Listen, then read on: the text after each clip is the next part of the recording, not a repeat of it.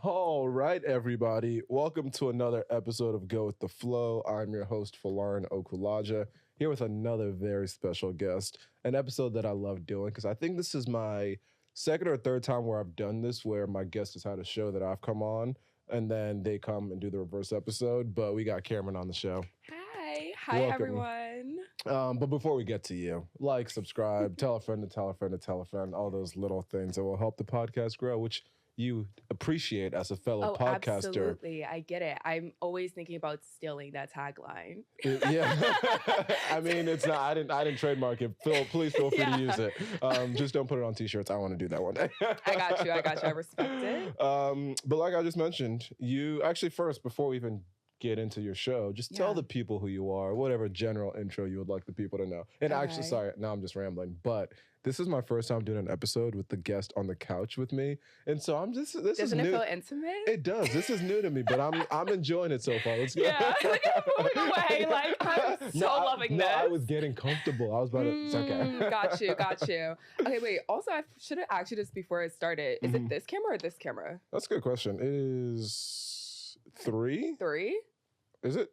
I think. No. Got it. Okay, cool.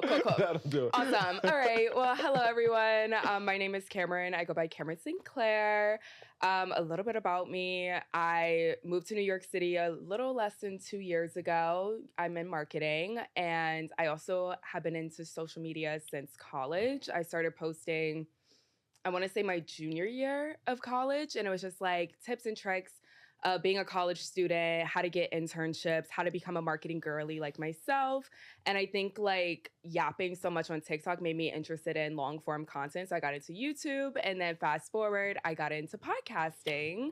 I have a podcast called Vibes Digest. I know we're going to like. I'm about to say, don't steal all my questions. Yeah, okay. I'll just start. I'll leave it there. Keep going. Okay, man. Actually, even before we get to the podcast, because I'm glad you said that, because aren't you starting or already started a marketing brand? Yes. Oh my gosh. Yeah, that's so funny. Yeah, tell me about that. Okay, yes. So me and 2 other friends, we got together around like October, November, very much New York of like, okay, we're enjoying our 9 to 5, but we want to eventually like start our own stuff. So we decided to combine all of our 3 skill sets. We have somebody who has a consulting background, somebody else who has a creative direction background. She's a creative director. And then I'm social media. And so we just help small businesses grow their business through like understanding their brand identity all the way through like developing a product, or, okay, you've developed a product. How do we actually promote it on social platforms? And so, yeah, that's kind of like our little business. I might have to tap into you for that, because I'm actually starting a lifestyle brand with one of my friends, and we are months into the process. We're probably about a month and a half away from launch, but there's always... Do you have a social plan? Yes and no. Okay. We have one, but we probably need someone to help consult on it. But we have an idea of how we want to roll it out, what the photo shoot's going to look like, what the page will look like, what the website will look like. But we need, more expert, or outside consultants. So I'll see what, if you guys don't charge too much, maybe we'll do business. No, hit us up. Okay, and then you just hinted at this a little bit earlier, but the podcast, Vibes Digest. First of all, tell us what the podcast is about. Whew, I feel like it's so hard to define, honestly, because I kind of talk about a little bit of everything. It's all things trending, like on social media, entertainment, news, pop culture, music. And I spend now, I've kind of like changed the format a lot, honestly. The first 30 minutes is about that, like whatever's trending in the news, we'll chat about that. Then I interview a guest. I'm currently doing like a DJ series because I just love music. And yeah, I'm just like tapping into like learning other people's, I guess, careers and jobs and like why they got into their field, and then how they're also like balancing that and their 9 to 5. Yeah. Because it's so fascinating how everyone has a side hustle, damn near. Everyone has a side hustle. Which I'm such a proponent of. I feel like your 20s are for trying a bunch of shit out. Absolutely. You have your 9 to 5 or whatever hours it might be, even if you're working longer hours. I think there's always still time to try to be building something on the side. Yeah. I've been doing this podcast for a while. I've got this other brand that's coming out now. Mm-hmm. I bet in another year there'll be some other idea that I want to work on. Right. And you never know what will kind of stick and what will work. So that's just, again, I love that. Again, we have similar kind of missions. We're kind of doing similar things with this, so it's kind of cool. And I always appreciate when other people are doing something similar. But the name of the podcast, how'd you come up with that? Oh my gosh, it's kind of funny. So I'm laughing because I'm like, originally when I was in, here's a quick story. When I was in high school, huge Kanye West fan. This is like Life of Pablo. I know this man is going nuts right now. That's why I'm laughing awkwardly. It's very controversial to mention. But I wanted my Instagram handle to be Kanye Vibes. I don't know why, but like I felt like Kanye at the time, which is, again, 2016, you guys. And so then that wasn't available, so I became Camryn Vibes. This is so quirky and so lame. So when I was in college, like my freshman year, all my friends made fun of me. Like all of them. And they were like, oh, Camryn Vibes, like vibes, da da da da. So I just took that, and then I want to like have digestible conversations and digest like music too with my audience. That's like truly what the core was. Like my first couple episodes, I was breaking down song lyrics with people, and then I wanted to like have conversation with guests and whatnot. So I just combined those two things together. And so all my friends from college, like my freshman year friends, are like, oh, you definitely did that on purpose. I'm like, yeah, I'm tapping into the lame. First of all, not lame at all. And even when you mentioned, I'm such a big art from artist person that like he's doing his thing on Twitter, and he's just gone off. I think it's a rollout. I'm not gonna lie. Yeah, but he does this all the time, and I think it is because he has what's the bully? Yeah, exactly. I think it's so crazy. Before this latest stretch of crazy tweets, it's probably gone on for like 2 or something months at this point. Oh my gosh, he on his website was selling a bunch of stuff for like $20. It was like slides, hoodies, t-shirts, a whole range of things. And I was like, first of all, everything he designs is amazing. Again, art from artists. The music great, the fashion is also great. So I have like 3 pairs of foam runners. Those are my favorite sneakers ever. Yeah. And so I bought a couple pairs of these slides. And then like 2 weeks later is when he starts going crazy with the tweets. And I'm like, I can't even comfortably wear them right now. And first, they haven't even shipped yet. This was probably 2 months ago. So who knows? They haven't even shipped yet? Who knows if they'll ever ship? I didn't know that. I should probably go track them. Yeah, now that I mention it, I ordered those a while ago. Why are people talking about that? That's a good question. That's a little bit of scam it's or giving, type it's of giving vibes. Big Baller brand, because they apparently never shipped out some of their shoes also. Although I love the Ball family, so that is not meant as slander in any sort of way. But he's gone off the rails. But again, I don't think you even need to caveat, because he was a person before he became what he is now. Yeah. And all of the work that he's created and who he was, like, it just doesn't disappear overnight. In my humble opinion. I agree. It's actually funny, a little off topic, but I was watching the Kardashians and kind of on topic. but Kim was basically saying something similar to that, and she of course didn't name drop him, but was just saying like the person she married isn't the person he is today, which is like so scary though to think about. Like, obviously, like, there's some mental health issues there, but could you imagine, like, you knew one version of a person and then a couple years later, because of a series of events, they're night and day? Yeah. And I mean, you probably see, I don't know what the divorce rates are, but you could probably imagine that that's a thing that factors into it. For sure. And why you need to be, actually, it's so, again, I like that you brought this up, because now we're really going off topic. I stumbled upon the Instagram page Meet Cutes NYC. Have you seen that page? Yes. Tell me why I found that page. I was just scrolling for like an hour. Yeah. I was like, this is the most wholesome thing in the world. And then tell me why I see 2 of my friends on the page, Zoe and Folarin, and they've been dating for like 4 years. Yeah. And the interviewer asked them a question of like, what are you most excited about going forward? Mm-hmm. And Zoe's answer was like something along the lines of like learning and loving all the different versions of him that are gonna come. And I was like, oh my God. I'm going to clip in the video. That was one of the most beautiful things that I've ever seen. Is so sweet. And so you hope that in reality that's... Yeah. And I feel like all the marriages will last a long time. That's what it is. Because it doesn't matter who you are. 5, 10, 15, 20, 25 years, you are going to change. Absolutely. So the hope is that you find someone who is willing to grow with you and love all the different versions of you. So it's funny that you brought that up. Because although his version is a little bit hard to love. Exactly. It's a little bit hard to love. But yeah, so that's, again... That's a very wholesome page. As a single person, I was like, all right. No, I think everyone's dream is to have a little meet cute like moment in New York City. Yeah, exactly. Have you ever had like random? No. I mean, I met my roommate through a meet cute.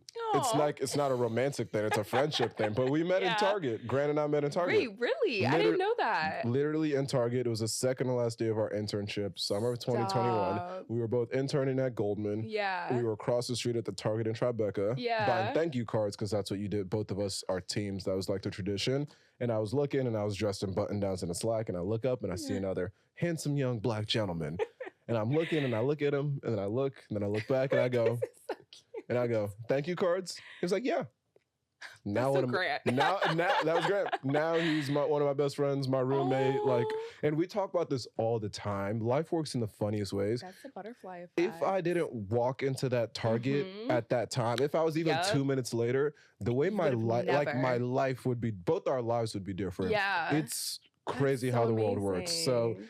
there's a woman out there who I will meet in the same way. Maybe I should just hang out in the aisles of Target. Yeah, honestly. Exactly. So yeah, have you ever had a meet cute in that way? It was a meet cute. It could have been on the subway, but long story short, he ended up being weird. Ooh, say more. I mean, it was like attractive black British man in New York City in Brooklyn, which I'm like, I've never seen this combo before. Unicorn. Ever. Like a unicorn. He was older, so that could have potentially been a red flag. Like I think he asked me what my age was in the first sentence. Like early 30s. Shout out Shannon Sharp. That's another topic. Wild boy. And yeah, we just like, I don't know. I think the first red flag, this is so bad and so Gen Z. First red flag was the Android. And I was like, okay, I don't like this green bubble situation. And he was just sending so many. I don't like people who like text too much. It was like we just met and it's like boom, boom, boom, boom, boom, boom. Like, whoa. Damn, how's like, my text? I haven't even responded yet. So it was that. And then also just the things he was saying in the text messages about like the moons and stars. I'm like, oh, you think I'm just like a chick that's into like I mean, like I'm into astrology, but you know what you can tell, and maybe because you're a man, you might not understand this fully, but older men, they try to like relate to younger women. Mind you, it's like a 10-year age gap here, which I guess is crazy, but he's like kind of going too far with it. It's like, oh, you're like stereotyping younger girls and you think all we care is about like astrology and da-da-da-da. Yeah, every time I hear about that though, you know what I think? He has to have done that a number of times and it's worked. Oh, for sure. And if you have your go-to move, if you have like your jab step and your pull-up and it works 60% of the time, it like I forget the example, but someone else was just saying something similar about how like some guy tried some either line or some move on her, and I'm like, the reason that he does that is like that's got to be his go-to because it probably works X amount of times. So shout out to this dude. Keep texting the girls about the astrology. I bet you're batting like 40-50%. Strong enough. I can't. That's fun. Oh, I guess on this, this is great. It's flowing. It's flowing. You can tell she podcasts. This is good. Question. Yeah. When it comes to actually, who approached who? Did he approach you on the subway? How did that happen? It's funny. I like peeped him and then I was like, oh, like he's attractive. And I think I like moved down because it was getting filled up. We just so happened to get off on the same stop. And he doesn't even live there. He lived like 2 stops ahead, but he was visiting a friend. And so he stopped me. And it was such a cute moment. He was coming from Trader Joe's. His friend was going through a divorce. I don't know, it was a lot going on. And he gave me like a bag of chips. He had like all these different things that like 5-6 different flavors of chips. And I was like, that's a why? red flag right there. What you doing that many flavors of chips? I'm saying. But he was bringing that for her. And that's how the conversation kind of flowed. Like he was like, oh, like first asking my age. And then he was like, wait, do you live around here? I'm like, yeah, I do. And he's like, oh, like I don't. That's why I'm asking. Like this is such a crazy coincidence. And I noticed the chips and then we just kept going from there. It could have been a date, but we didn't make it to the date because he was just giving too much. And but fair enough. It's always just a subtle little question to kickstart the conversation. That's what I've realized also is like, because the whole approaching girls on the subway in public, you have to be careful. Yes, exactly. You need to be strategic and you can't be outright direct. Like there's been times when I've like walked up to girls and like been pretty direct about like blah, blah, blah. Never works. If you literally just, because again, in hindsight, bad strategy. That's true. If you just walk up to someone and strike up a conversation as a nice, normal person, But you know what I think it is? You guys don't always approach the right person. Like, I will say this, the amount of times I go to work, I can spot a Goldman man from afar. I know just the way you guys dress because of You all the guys, other, hey, like, former. sorry, my bad. Without, like, saying where I work, I will say, like, all those, like, what's it called? Companies surrounding the area were a lot more relaxed. Like, even the men, like, they're dressed a lot more chill than how you guys are dressed. So I can spot y'all a minute away. And there's been a couple cuties. Like, Goldman's known to have some cute men shooting my shot. And so, literally, I made eye contact with a few, and we'll, like, literally watch each other, and we get off on the same stop. Why aren't you, I guess because it's 8 a.m., but I'm like, why aren't you approaching? Because it's 8 a.m. But we're like smiling at each other. We're making eye contact. And I'm like, and now I'm never seeing you again. You know, it's so funny. There's been times I'll see a girl in the subway early in the morning and I'm like, nah, it's too early. And I hate that. Do you know, there was this one guy, we kept like literally damn near each other. And then like we go to the Starbucks together and I'm like, we're quite literally following each other. Like, what's going on? Hey, you know, in this instance, why can't you say hi to him? What's wrong with that? It's 2025. Men want to be approached too, guys. It's 2025. Ladies, start approaching men. Why not? In this instance, you could be blocking your blessings, all the women out there, because you are seeing a guy you might be interested in, but you will not approach him. Because in his mind, it's 8 a.m. in the morning. He's trying to get to work. He's got to work on that model. There's a lot going on. Interesting. Because again, early in the morning, I rarely do like that public approach in a non-social setting. Like a party's different. Yeah. Like at the subway, at the Starbucks. Yeah. You always think it. Like the other day, I was at a Chick-fil-A. I was on a work trip in Dallas, and it was in Dallas, but like there was this girl who was like very attractive, and I looked at her, and she looked at me. And she was signaling. She was signaling for you to walk over there and go say hello. Like, literally, you always know if a woman is, like, looking at you for longer, you should know this. If a woman's looking at you for longer than, like, 2-3 seconds, and if you, like, do the look away and y'all meet eyes again, that is your signal to walk over there. Why should I know this? What'd you say? Oh no. But you know what I did in that instance? I'll look right back forward. I was like, but then if you looked back, and if she was looking at you, that should have been the signal. I feel like men know, like, when a girl is, like, not interested, like, y'all make eye contact and it's like, oh. That's why I was saying that. Like, you've probably been in a situation where you're like, oh, like, no. Yeah. And then you've been in a situation where it's like, oh, we're looking, like, longer. Yeah. And then you just... And then the other day, like, this is the one where in my head, I'm like, fuck, I should have said something. I was walking. We made eye contact. Quick little look back, made eye contact again, and I just kept it pushing. I was like, no, why did I? Yeah, because that, like, the double look the double look solidifies she could have been my wife right now. She could have been your wife. That blocked my own blessing. So. But you know what? I believe in butterfly effect, and everything happens for a reason. Yeah. And so if you guys ever run into each other again. Oh, I don't even remember what she looks like. I hate men. What? It was a quick. It was a quick glance. Crazy. Anyways. So your podcast. Yes. When you were starting it, how much work did you think it would be? And in reality, how is it compared to how much effort it actually takes to make an episode? I think I had a general idea because I make YouTube videos. So I was like, I already knew long form content takes so long to edit. However, editing audio and video is a lot tougher. So I was not prepared at all. Like, I thought it was going to take maybe an hour or two, like the length of the episode.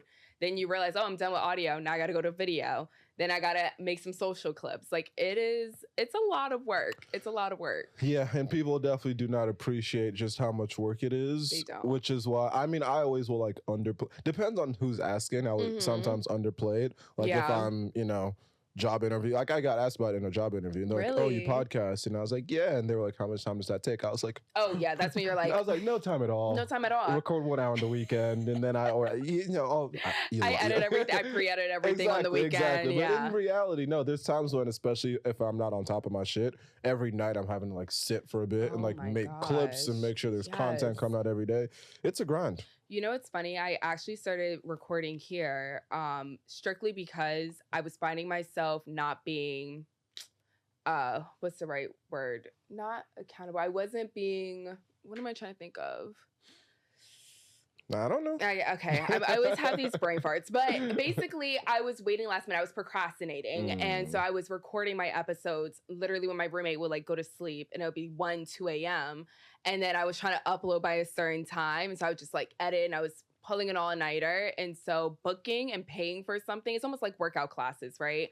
Like actually having to come physically to a place to record. Okay, you're already halfway there. Yeah. And so, yeah. Yeah, you're going to hold yourself accountable if you are paying that amount of money for the studio. Yeah. Because it's not cheap.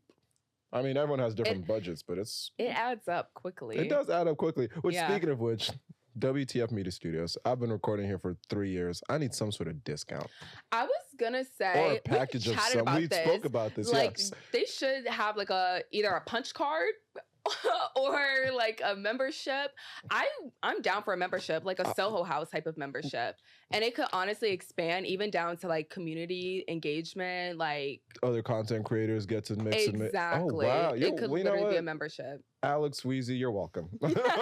I'll make the play. You're welcome. Or even again, like every 10 episodes you book, because that's a lot of money. You get one free episode. Is that much to ask for? Okay, this is being clipped. We're sending it. Exactly. We're sending it. We're tagging. We're adding. I want to get myself at least a free episode. I'm down for the membership, though. I think that would be cool as hell. That would be a cool little. That's a pretty cool idea. Yeah. So you used to like record in your apartment? I did used to record in my apartment. That was horrible audio, I will say. Or like the audio would be okay, it would be decent, but then like the videos, it's like okay. Yeah. Because obviously I was recording on, I will say I have a nice like vlog camera. I was recording there, but my mic isn't hooked up to the camera, so it just didn't sound great. Gotcha. And I noticed, sorry, I'm rambling. It's a podcast. That's what it's for. Please ramble. Yap away. I noticed that my social clips do way better when I'm in a studio. I guess people like take you a little bit more seriously when they're like seeing this background and they see like a proper mic. Like, yeah. I can see that. They associate it with the other like great podcasts. Exactly. And then maybe they recognize the room. Studio. Yeah, 100%. And so you mentioned a little bit earlier that you initially would review songs, but then you wanted to switch it up a little bit. How else have you seen your style changed since you've been doing this for 22 episodes? I can't believe it's been 22 episodes. Because you do every week. Every week's impressive. Good for you. I do every other week, and even that's not easy. It's tough. I'm actually taking this week off because I'm so behind. I just got a new job. We can talk off mic about that. Yeah. Congratulations. Thank you. But I think I just wasn't prepared for like that transition.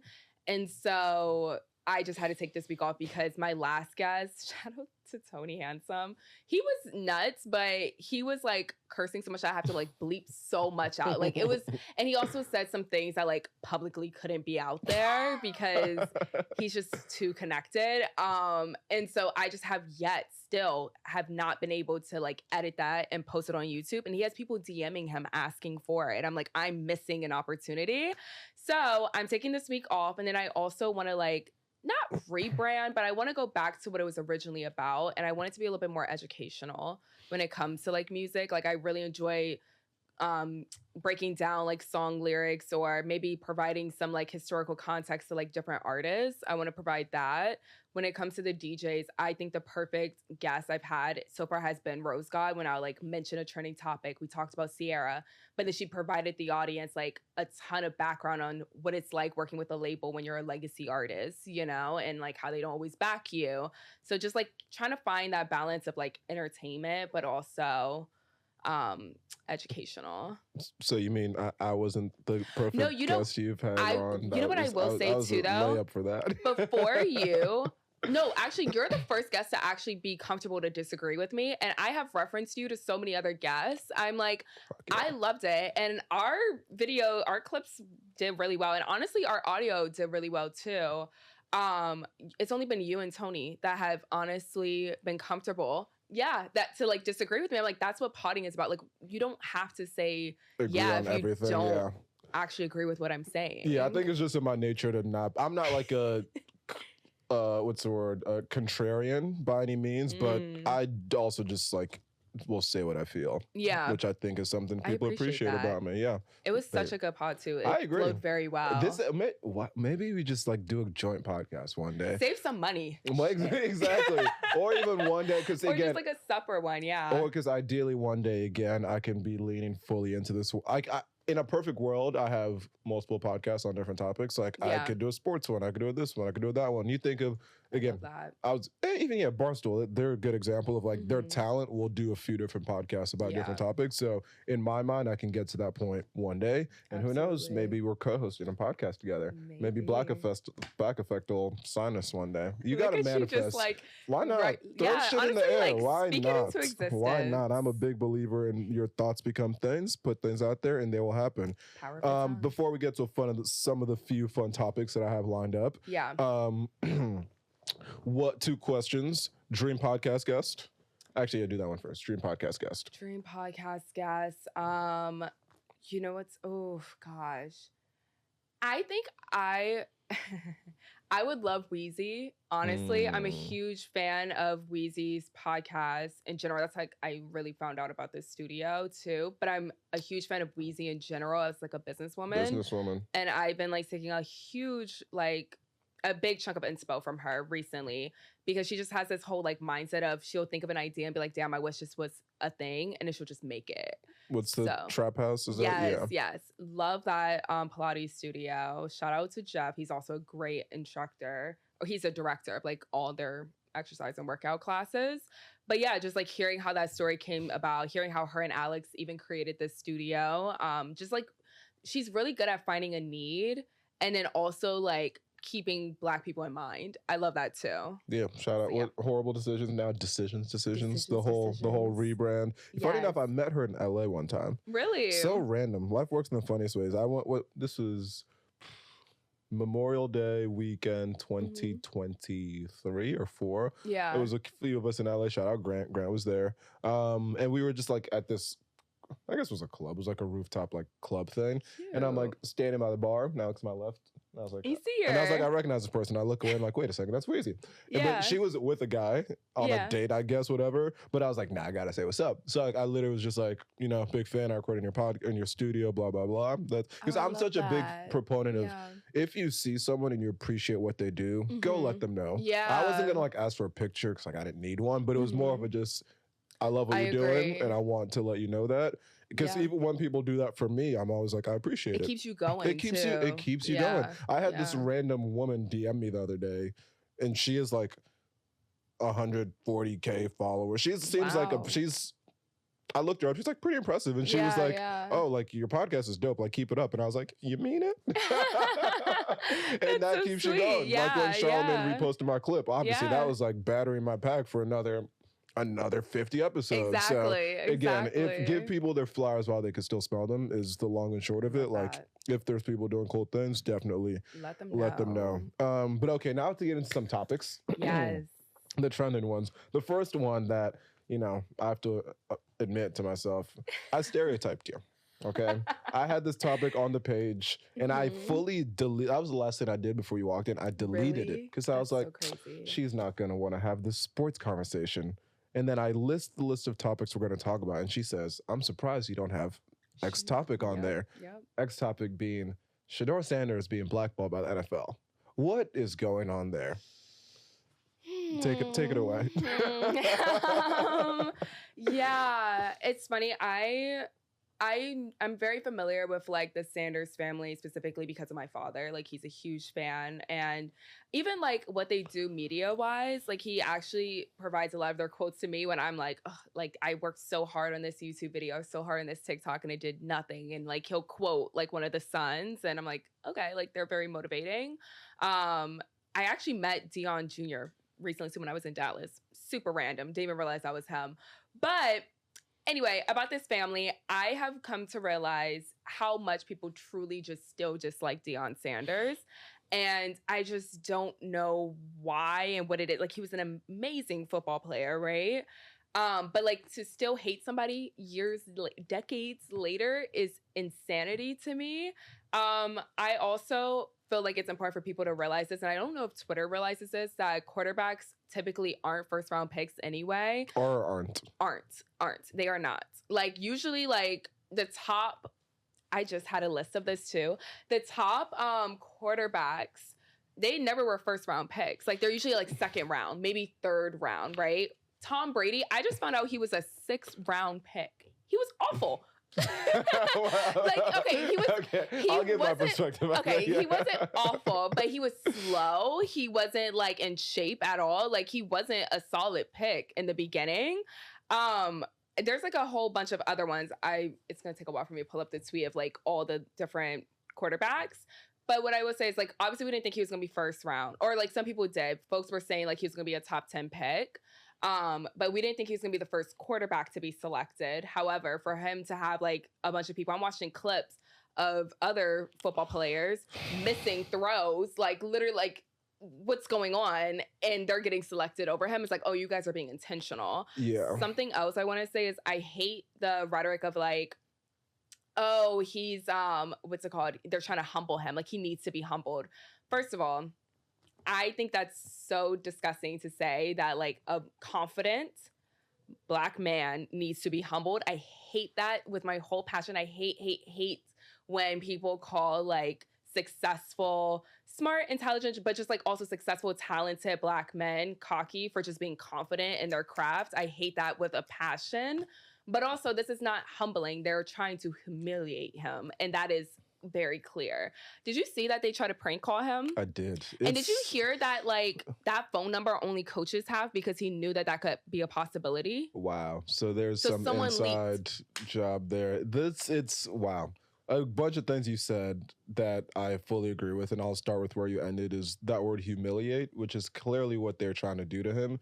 He is a confident Black man who is a great quarterback. Because we'll even get, I'm not even talking football yet. We'll get to like his actual abilities next. Yeah. But there's the whole, again, his father that people dislike for whatever reason. He's been a very confident person. People might even say cocky. But if you're good at what you do, who cares if you're cocky? Are you Some kidding? of the best athletes, like we like our favorite athletes to be cocky. Michael Jordan, cocky person. Kobe. All these people are like, I don't care if you're cocky. If you're great and you know you're great, absolutely, let the world know. Let the world know. And so Why does he need to be humble? There definitely is some sort of collusion going on also. Because I also saw some tweet where there were at least 3 teams that had him graded as a first round quarterback, at least 3. There were probably a lot more. Some of the biggest experts in the game, whose job it is to study this, that's all they do 24/7, whether it's Mel Kiper, Adam Schefter, all these people had him as a first round draft pick, some as the top quarterback over Cam Ward. So you mean to tell me that the experts who study this game 24/7 are ranking him that high, but these teams are seeing something, or maybe people are trying to say, oh, he might have interviewed poorly. Oh, bullshit. There's no way he was in there saying anything crazy enough to be on the third. The fact that he's available on the 3rd day of the draft is insanity. Nuts. It's nuts. Insanity. And then to the actual football piece, Dylan Gabriel got drafted over him. Respectfully, he's trash. You had Jalen Milroe, who's just a glorified running. Okay, now I don't want to be disrespecting other players to lift him up, but I'm not going to go down that route. But essentially, players who are clearly worse than him being drafted ahead of him. The Cardinals quarterback, who I believe is like 26 years old. Saints. No, the guy, Louisville, but he got drafted to the Saints. He's like 26 years old, bunch of injuries. His clips are horrible. The Saints, first of all, the Saints fans on my Twitter timeline, Hilarious. they are going through it. Hilarious. Someone was like, this man is 26. 26 years old. 26 years old. And so it just doesn't make any sense in the football sense. And so there's obviously more going on here. Everyone's saying the same thing. Stephen A. Smith, Skip Bayless, you name the sports pundit. Skip Bayless is pissed. Even Patrick Mahomes tweeted out like, wow, last night. Like this, it doesn't make any type of sense. The prank calling thing that's like one of the... That was heartbreaking. Oh my gosh, that was like so. I still have yet to watch the full video. I didn't watch the video either. I didn't want to watch it. I saw the first 10 seconds. I saw everybody running. I was like, I actually can't watch him realizing that it's not real. Like, it's not funny. Yeah, I did. I saw the headline and but I didn't watch the clip because I was like, this is so fucked up. And he's been maintaining a good attitude. He like hopped on Twitch. He like tweeted a couple things, and he's like, I think that's pissing him off God's more. plan, but. Because even to the point where, because I'm thinking about myself, to this point, even whoever drafts me today, he's going to have to pretend like he's excited when he's obviously going to be burning inside. Oh, for sure. But then at the end of the day, he's either going to prove them wrong, which I really, really hope he does, or he's going to prove them right. And so it's up to him, whoever drafts him, because he will, if he goes undrafted, oh my God. Well, I think that's my teensy bit of fear. I won't lie. That's a slight fear of mine. I have a family friend who was saying like they think he's going to be 4th round, which is just whatever. Again, insanity. He was number 5 runner-up in the Heisman voting. In what world has the number 5th person in the Heisman voting not been drafted 2 days in, 3 rounds in? I haven't fact-checked this. I'm going to guess never. I'll look this up later. I'm going to guess never.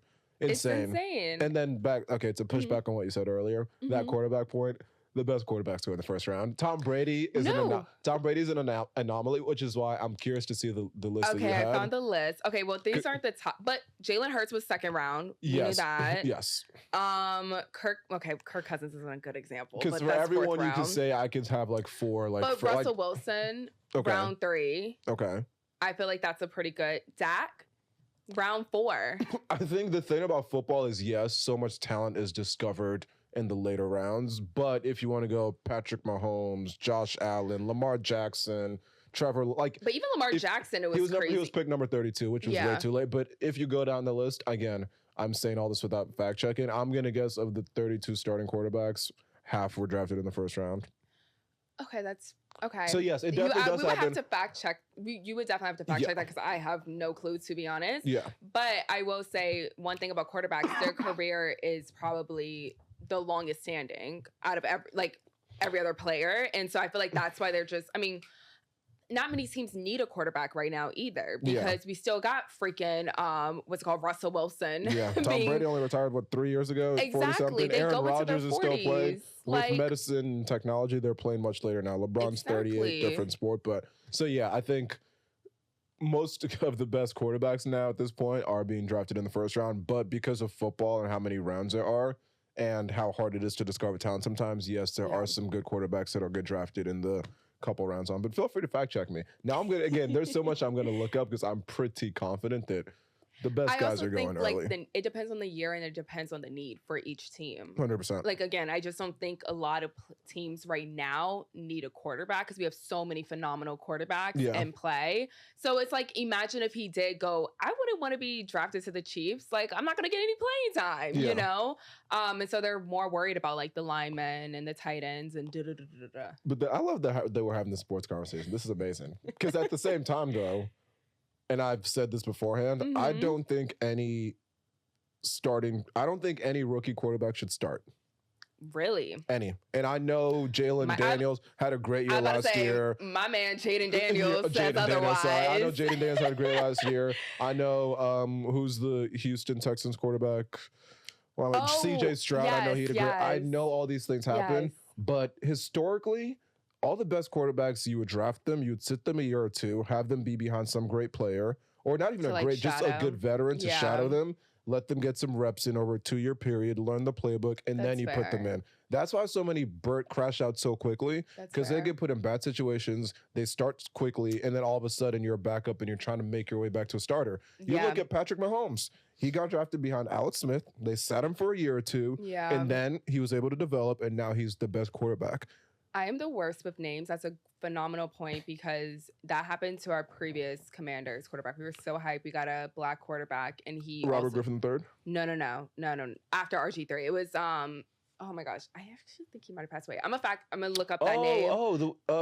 Cardell Jones, who went to Ohio State. He's the one who passed away. Yes, maybe. I'm gonna look it up real quick, but essentially that was a similar situation where I think that they just put him in way too soon. Actually, no, Cardell Jones did not play for the Commanders. Actually, wait.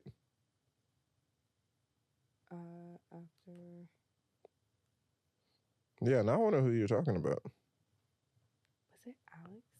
No, it wasn't Alex. Anyway, I will look this up because I know we're close to time. So much follow-up to do, we have so much to do, but dang, honestly, if I were to just ask my father, he would be so quick and be like, it's this person and probably go on and on. But anyway, Yeah, so it's fucked up what they're doing to Shedeur. We are all rooting for him, and I can't We wait to see him are. crush it, get drafted to a team, find his way to a starting spot, and prove all the doubters wrong. And he Yeah. will have the last laugh, and hopefully he could be the next. Well, I'm not saying he's going to be the next Tom Brady, but in the sense of a late round draft pick who ends up being very successful. Did you see though that they were like Tom Brady doesn't even want him? Yeah, Because but the I mean, I Raiders think keep I'm not declining? going to put that on Tom. Like, I don't think Tom has Okay. any like. That much pull. No, I think he does because he's now part owner, but I don't think it's fair to put that responsibility on Tom to like pick him if again he sees because they just got Geno Smith. Like if it doesn't work for their Yeah. situation, fine. I'm not going to make this a Tom Brady thing. Yeah, There's 31 other teams who can also pick him. that makes sense. Okay, next thing that I wanted to talk about, which is relevant because this podcast studio is on Canal Street. Yeah. Canal Street is notorious for the was it a black market? It's a, I mean, I guess It is kind of, It's a bunch yeah. of black dudes, so it's a black market. Can I say that? It is maybe not. We'll see. Perhaps. But there's essentially for anyone who doesn't know, on Canal Street, there's a bunch of people who will sell counterfeit items for all the designers, whether it's Louis Vuitton, Chanel, you name it, they are selling all these items outside. And it's one of the most fascinating things because my office is on Canal Street. And so I'm passing, or it's in Soho, That's so so I'm passing annoying. this. It's annoying. But you see it every day where, and this is definitely me stereotyping, but you see people who look like they They can should have money, afford yeah. the real thing. Yeah. You could definitely tell there's a lot of foreigners, a lot of Europeans who are there who are buying these fake items. And it's one thing where I've always been like, I've never understood it. Yeah. And then I was listening to a podcast, Jeff Teague's podcast, shout out, whatever it's called, great podcast, but I'm blanking on the name. And he was telling a story of how, see, he's a former NBA player.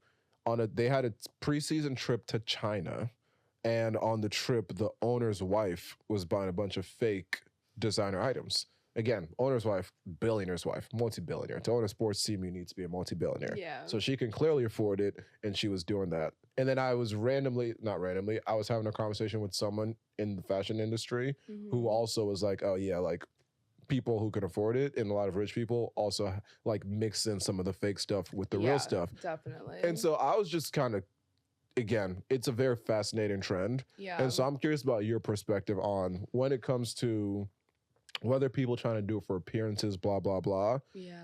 Do you think that, I guess even just high level, what is your view on people buying fake designer?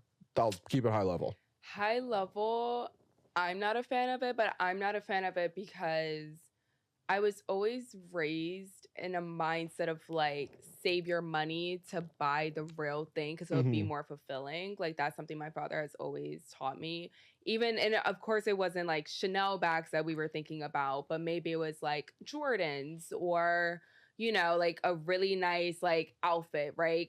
And we were also thinking from the mindset of like quality. It makes more sense that way. But I've never been a huge fan of people, I guess, buying like spending a couple $100s on like the faker version, but it does make sense. I don't know. I'm not a fan of it, but I also understand it. I also know a lot of like people with a lot of money, they buy real like certain bags, but jewelry for sure. I know that that's a like That's another thing. that's people another buy thing fake. that they'll like go to a jeweler and they'll get real gold plated and it'll look like the was it the Van Cleef like bracelets and it's real gold, but they're not paying the like extra $1,000 or $2,000 on top of it for the name. That makes perfect sense to me because it's amazing quality. Yeah. But then I'm also like, why does it have to be the Van Cleef though? Like, why don't you just get a gold plated bracelet? You know, because it's not Van Cleef. and so I think that's when it becomes a little bit like we're chasing labels. Which you know? which we definitely are though. Like We definitely are. But I guess that's like why my mindset is like, I would rather just be able to afford the real Chanel bag versus buying a fake Chanel bag. It's almost like, well, I guess not really because there's like ethics behind that, but it almost reminds me of the conversation of diamond rings. I'm not for lab rings and people are like, oh, you can't tell the I can actually tell the difference for quite a few. That's a longer story of like why I can tell the difference. But I think it's something similar, like, you know, it's fake. Like, you know that it's counterfeit. And yes, no one else knows, but it's like, you could have just spent maybe instead of the $10,000 on a Chanel bag, you maybe paid for like $400. Well, why don't you put the $400 to like a nice quality leather bag, black owned, like, like just spend it somewhere else. At that point, you're chasing the label, so you're just as bad as the people spending the money, in my opinion. Yeah, and it's one where I'm so conflicted on, because I'm also I'm like, I want to buy the real thing. Like, I have a Louis Vuitton wallet that I literally it was my bonus gift to myself my first year working. And again, I know how much I paid for it, and I feel like I got the in-store experience, blah, blah, blah. Yes. And then you walk down Canal Street, and you see the exact same wallet being stolen for a fraction of the price. And it looks the exact same, and I'm like, honestly? But it's not as fulfilling. Like, I have a similar situation with my Stuart Weitzman boots. Oh, I love them down. They're like these, you may have seen them, but they're like this, like, is it snakeskin? Yeah, snakeskin boots. Gorgeous, like, definitely cost a pretty penny. That was a gift to myself of like, congratulations, got the in-store experience. Like, it just feels more fulfilling, and like, maybe, I mean, well, they're not selling those boots on Canal Street, but maybe Shit, they probably are. maybe, honestly, if I actually like listen to one of them. But it's just like, I don't know. And I think too, I will say, some of those bags aren't as good. Like, the TikTok trend where you can actually just go to the factory, like, that makes complete sense. Some of the ones on Canal Street, I'm like, that looks fake. Like, I can tell. Like, what's it called? The Bottega bags, or even like the Goyard bags, like, they shouldn't be that flappy. Like, there's some structure to it. So if you're really into fashion, you can like clock it a little bit faster. And I was talking to someone in fashion, and she said that she actually has contacts she'll use in China for fake bags. Yeah, I think you need to go to the stores. She was like, yeah, don't buy on Canal Street. Like, but again, people do get fake bags. Like, if you want to use it, like, go direct to the source. Exactly, go directly to the source. It's gonna cost probably more than like Canal for sure. Because I think they're getting it for like, I just saw a TikTok, somebody was saying they got like these Gucci sunglasses for like $20, and I'm like, yeah, like. Yeah, but again, I think it all comes down to that. I love the point you made a little bit earlier of, say what you can afford. If you can afford to spend $400 or $500, whatever your amount is, on a certain item, why is it that we're at a point where we feel like we need to chase these luxury brands that don't really give a fuck about you, as opposed to there's probably even if it's not black owned, just whatever other local small business that is affordable will still be stylish. Like, why not just use your money for that rather than putting that towards the fake item? Or sometimes people will even spend money they don't have to get the real item when there's people who can actually afford it and they're actually getting the fake item. Right. It's a fascinating thing that I think about all the time, and I still don't have like a very well thought out way about how I feel about it. Yeah. It's just very interesting stuff. But definitely. Yeah, I'm not. Yeah, I don't know. I don't know. That's something I'm literally trying to think through myself. I am too. I definitely agree. I just would probably spend, I think my answer as of right now is like, instead of spending less money to get the faker thing from the source, I probably would just like find a local business, different brand. And I also have never been a logo person either. Like, even some of the stuff, like, you wouldn't know those boots for Stuart Weitzman unless like you just know Stuart Weitzman. Same with I have like, not many, but like the few designer bags I have that my mom has passed down to me, for example. She's the same way. You don't know, like, oh, I don't want to get robbed, but like, there's a purse I wear pretty often, and you wouldn't know that's Prada because all you see is like this small Prada logo on one side, and I can easily turn that around and like, no, it just looks like a regular black leather bag, right? But I think like those are the things where, I'm here for the quality, less about like the logo. Yeah, but I think I don't know if most people would say that. I think most people are there for the logo. Oh, for sure. They want a flash. They want the LV monochrome, and they want all these monograms, and all these different things, because they want the red bottom so they can like sit right here and just like have it like this the whole time. Yeah. Absolutely. So it's fascinating. Consumerism, all these things are very interesting. All right, super duper quickly, literally just 2-3 minutes on it before we jump to the song segment. Okay. I do want to talk about Sinners very quickly. Yes. I haven't seen the movie. You haven't seen the movie.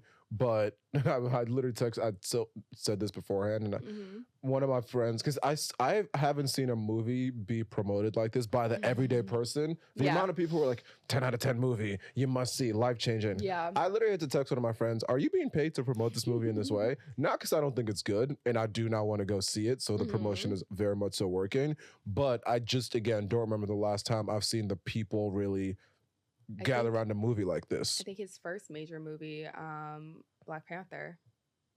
I think that's like the last time we saw like this organic, But that's like Marvel. marketing. Marvel is like, oh my But God, I'm the saying Marvel black people machine. wasn't really into Marvel like that. I feel I like until don't think so. I think the average like black consumer, you really think they were into? I feel like, I mean, and this is coming I from a love Marvel Marvel. fan. Yeah. I'm a Marvel fan, but Yeah. I feel like there's a certain category. Let me categorize black people, but I think there's like a certain group of black people that like do nerd out and they love Marvel. Yeah. But then, yeah, I feel like my mother, for example, she really wanted to see Black Panther. She don't give a crap about Marvel. Yeah, but and respectfully to Ryan Coogler, I think because Black Panther, just being in the Marvel franchise and the history of that superhero, I think anyone who directed it would have had that level of like drive to see it in theaters. I think. But so back to Ryan Coogler, I thought more about it, and then you look into it and you see he has this very unique deal structure where he, after 25 years, he gets the rights to the movie. And he gets a percentage of the box office revenue as soon as it hit theaters, as opposed to after it makes a profit, which is the way it usually is. Wow. So basically this very lucrative deal that hasn't really been seen before. And I was like, I wonder if everyone knows this and that's why they're supporting, or if the movie's just that good. Whatever. Either way, it makes me want to go see it. Yeah, for sure. Have you seen though the headlines about it? They're almost like trying to spin it like it's not successful. But I wonder if that's from what you just said, that he's getting a percentage from the box office. That is 100% what it is. That's where these crazy. Studios are like, oh no, we can't have people think they can do it this way. And so I think it was a Variety article where they like try to slander it, although it was the #1 movie, made like 50+ million, all that fun stuff. So I know we have to wrap from the topic. The one thing I wanted to mention, though, I love the fact it was a recent interview he did, and he was saying he doesn't like the fact that people are mentioning that this is like the #1 black movie in the box office currently. It's like, why are they almost like categorizing and trying to downplay the movie overall? And he was saying the same thing with like Black Panther. Like, yes, it was by a black director. However, it was still just the #1 movie period during that time. Yeah, so I just wanted to quickly mention it just because we're running out of time. But I will now also go. I want to go. I'm gonna see the movie, and I don't remember the last movie I've seen in person. Are you gonna see it in 70mm? Oh, they have it in 70mm? Yeah, it's supposed to. That's how he shot it, and so you're supposed to see it that way. It's only 2 70mm theaters in New York City, Upper West, and then downtown Brooklyn. Yep, because I saw Oppenheimer at the Upper West one, because that was the last.